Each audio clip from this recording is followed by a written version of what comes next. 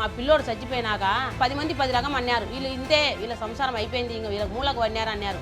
అయినా నేను ధైర్యం చేసుకొని ముందరికి పోయి మేము వేరే పని చేయించుకొని పిల్లలు మళ్ళా కొడుకు పుట్టించుకొని దిగులు పోయి నాకు సంతోషం ఉంది ఇప్పుడు.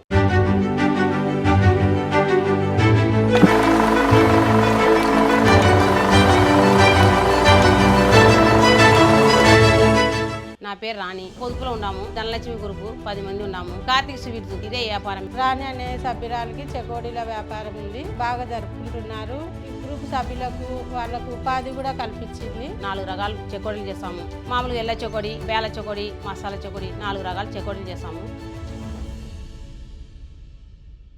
మా ఆయన నా కొడుకు సరికి ఇచ్చొస్తారు, కలెక్షన్ పోతారు. ఇచ్చి వచ్చినాక నా కోడలు ఇంట్లో మామూలుగా ఇంట్లో పని వంటలు పని చేస్తుంటది. చిన్న కొడుకు ఉన్నాడు, వాడు బడికి పోతాడు 3వ తరగతి. 10 మంది పని చేసుకుంటారు, మా కాడనే పని చేసుకొని పొదుపు కట్టుకుంటుంటారు.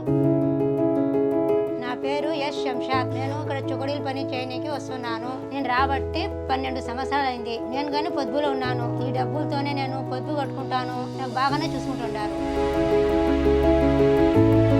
మెప్మాల్లో చేరక ముందు మేము కొంచెం కష్టాల్లో ఉన్నాము. చిన్న ఇల్లు, మాకు వ్యాపారం జరగక, పిల్లలకు ఎక్కువ చదివించుకోలేక, పిల్లలు ఏమన్నా అడిగినా పిల్లలు అనుకునేటివి తెచ్చి ఇవ్వలేక మేము చాలా కష్టంలో ఉన్నాము. 10,000 ఫస్ట్లో అప్పు తెచ్చి వ్యాపారం పెట్టుకున్నాము. అప్పుడు మాకు చాలా కష్టం ఉండేది. ఫస్ట్ సారి 20,000 తీసుకున్నాము. అది కూడా వ్యాపారానికి పెట్టేసినాము. మళ్ళాసారి 30,000 ఇచ్చినారు. మళ్ళీ ఈ సంవత్సరం 70,000 ఇచ్చినారు. అన్నీ మేము పెట్టుబడులకు పెట్టేసినాము. బయట నుంచి నంద్యాల నుంచి మైదా తెచ్చుకుంటాము, బియ్యం పిండి తెచ్చుకుంటాము. 2 పెన్నం కూడా కలుపుకుంటాము. ఒకరు మిషన్లు వేస్తారు, ఇంకొకరు తెచ్చి ఇంకొక మిషన్లు వేస్తారు.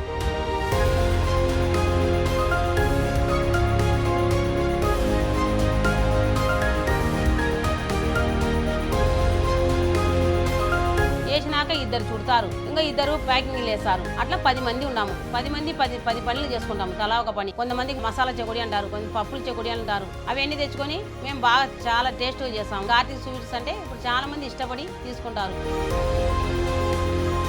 మెప్మాల్లో చేరినాక వ్యాపారానికి బాగా జరుగుతుంది. ఇప్పుడు సంవత్సరానికి 30 లక్షల వ్యాపారం జరుగుతుంది.